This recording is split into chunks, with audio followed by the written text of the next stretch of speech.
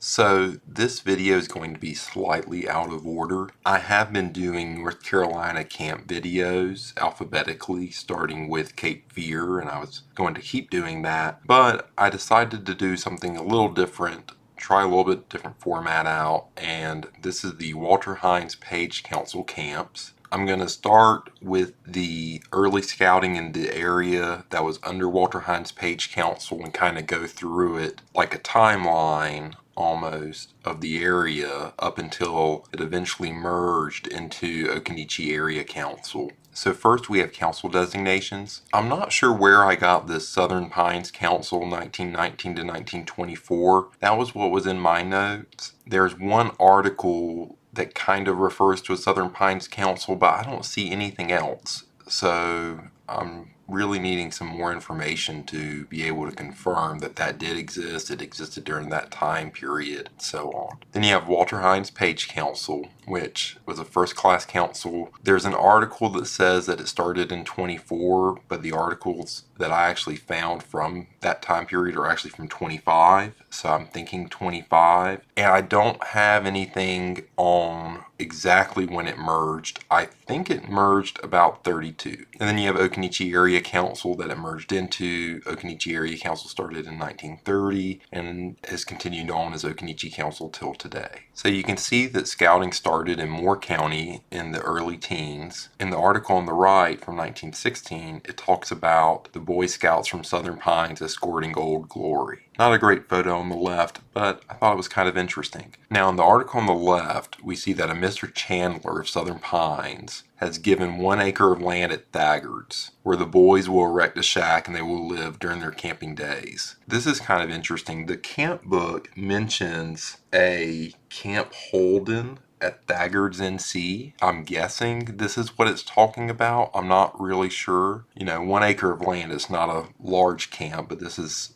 from 1920. I did think it was pretty interesting that they had already raised $150 of $200 to build their little camp house, as they call it. That was a lot of money in 1920. On the right, it just talks about going to a battlefield farm in Hoke County to camp for 2 days. So this is the only thing I see about some sort of Southern Pines Council. This, it says, John C. Stanley and wife to Southern Pine Local Council of Boy Scouts of America, a lot in Southern Pines, and then it has a dollar figure. This is a real estate transfer, so it would make sense that there may have been a council, Boy Scout council, that was going to do some sort of camp, or they were going to do something, and this was the land for it. This is the only mention I found of it. It could be that the papers that additional information is in is not been uploaded to newspapers.com. So maybe in the future we'll get additional information on this council. So here we have scouting in Harnett County. Now the one on the left is an article from 1919, and it's talking about these boys from Dunn, Troop 1, go to an annual outing. So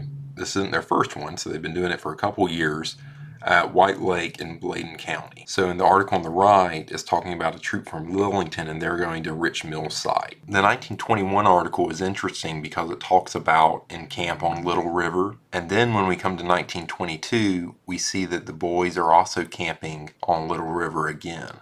Of the counties we'll talk about in this video, the earliest mention of scouting is from Fayetteville in Cumberland County. You can see on the left in April they were talking about getting a troop formed, and in the article on the right from later in 1913 in August, it's actually talking about going down to White Lake in Bladen County, and they're going to take a steamship. It's a fairly extensive trip to go to have some sort of summer camp. I thought the article in 1916 on the left was a little interesting because it keeps talking about this encampment at White Lake. So you can see that the boys are going back to White Lake repetitively. So in 1913, and now they're doing it in 16, we can assume they were doing it other years in between. So it's interesting, in the article on the right from 1922, we can actually see that a camp was established by the Rotary Club at White Lake. They actually purchased a small piece of the larger tract of land, and they named named that Camp McColgan, which is kind of the name of one of the people who own the land. So this is the first named camp that we see for Cumberland County, this Camp McColgan. So who was Walter Hines Page? There's an article on the right that gives a very concise definition of who this person was. The article is from 1913. Walter Hines Page was an ambassador to England for the United States, born in Wake County. Kind of neat that he was over there in London, kind of rubbing shoulders with all the big wigs as America was getting into World War I.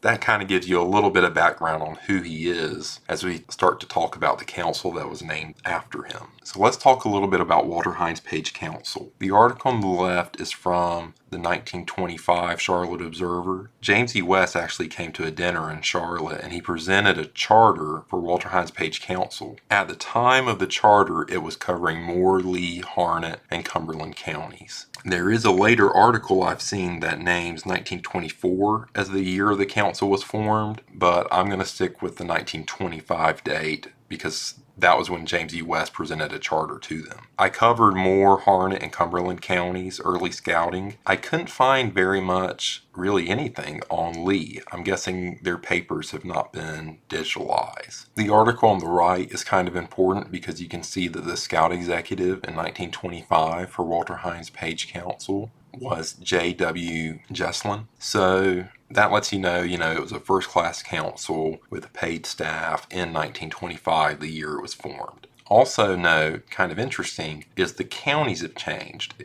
It's gone from Moore, Lee, Harnett, and Cumberland to Harnett, Lee, Chatham, Moore, and Montgomery. I didn't do a lot on Chatham and Montgomery counties. If you guys want me to follow up with some more videos on early scouting in some of these counties, I can do those by request. So the council was just getting started, and then we see in 1926, there's a camp called Cove Echo. Cove Echo is actually run by the Catawba River Council, but it's interesting because J.W. Jesslyn, who's the scout executive of Walter Hines Page Council, is actually the camp director. So you had boys from Walter Hines Page Council going to Cove Echo, which was near Marion, North Carolina. Here's a little bit more information about Camp Cove Echo, and this article is from 1930. It talks about the camp being established 6 or 7 years ago. That gives us a date of roughly 1923, 1924, somewhere in there. It is interesting to note that in 1930, the camp actually became a Kiwanis Club camp as opposed to it maintaining an official Boy Scout camp. Now, I do think the Boy Scouts did use it for a number of years after 1930, but 1930 was when it was kind of put in trust with the Kiwanis Club. You can see in that article on the left where it talks about having cabins, a dining hall, a gymnasium. It was a fairly well built up camp, which for the 20s and 30s was not common for an official Boy Scout camp. Here's a picture from the 1930 paper of Cove Echo. So continuing on with the Walter Hines Page Council, in the article on the left, you can see that they reorganized again, and now they're down to only Moore and Lee County. So even though this council only existed, this is 1926, originally being Moore, Lee, Harnett, and Cumberland, to Harnett, Lee, Chatham, Moore, and Montgomery in the first year, to in the second year it being just Moore and Lee. The scout executive also changed to Claude Humphreys. In the article from 1927, so 1 year later, you have Harnett has come back into the council. Starting in 1928, we start having talk of a permanent camp. Once again, you're having a lot of realignments going on as far as the counties, because you can look on the left and you can see that now Walter Hines Page is including Lee, Chatham, Montgomery, Moore, and Harnett. You can kind of get an idea of the size of the council, that it was up to 310 members. They were going to buy 400 acres of land. You can see the disposition of the troops in that article in the lower left. And that's all from the 1928 paper. Now, if you come over to the right, you can see another 1928 article from the Chatham Record.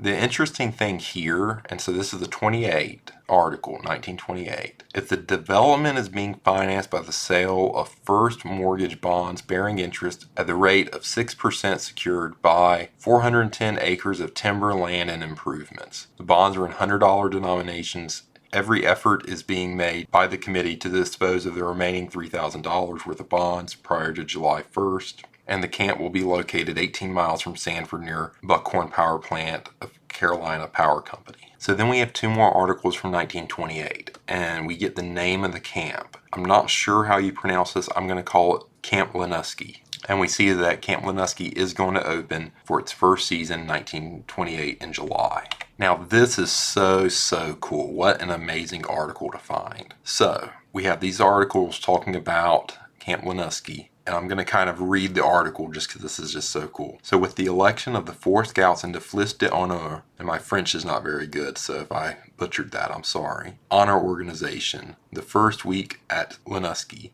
summer camp of Walter Hines Page Council of the Boy Scouts was brought to a successful close Saturday night. If we go to the middle, it says the members were tapped a campfire program in an impressive ceremony, following a talk by J.H. Gillian, Jr., Council Executive, explaining the meanings of the club. 2 white-robed figures walked the aisles slowly, pouncing unsuspectedly upon the boys destined to become the first members of the group. Scouts are selected from time to time during the various periods of camp. Election to the society is based on work attitude of the boy, leadership abilities, and conduct.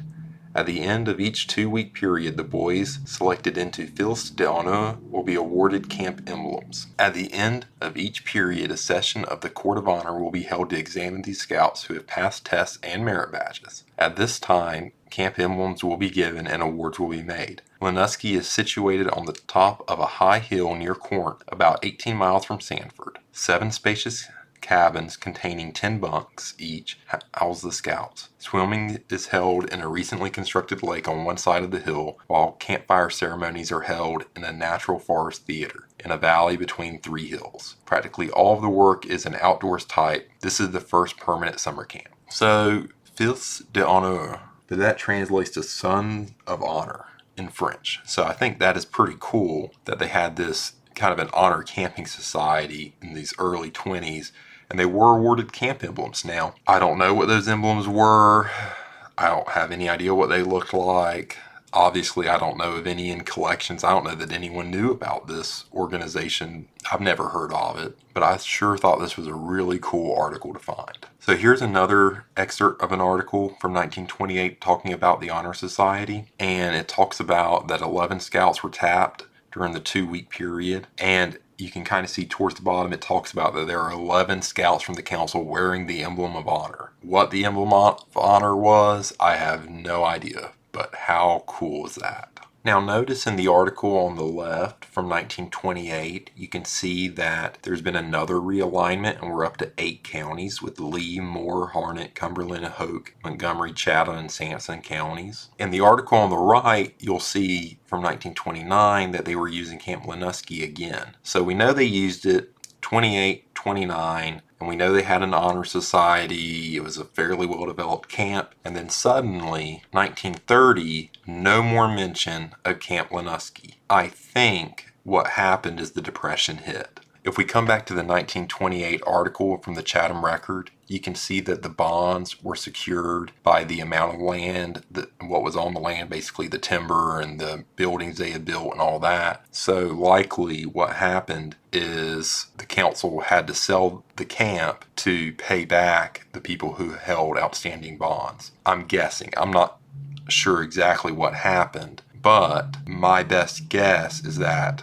in 1929, after summer, during the fall, basically when the Depression hit, that was when they ended up losing the camp. Because then in 1930, you have this Camp Bethune, which suddenly opens its doors 1 year later from Camp Looney. We have this as its official camp, and it's in Dunn. It talks about that the camp will run for 5 weeks, and we don't really have a whole lot of other information. So we don't know the exact year, or at least I don't know the exact year that the council merged. But I did find this article from 1932. In this article, it talks about after being practically dormant for some years past, Boy Scout work has been revived in Sanford and Lee County. John W. Gillum has been chosen as the chairman of the Lee County District, which is under the supervision of Occoneechee Council, which is headquartered in Raleigh. If you go down a little bit more, it talks about, for several years there was much interest in the work. Sanford was headquarters for Walter Hines Page Council, which embraced a number of counties in this section, and there was 5 troops of local scouts. With the Depression, the support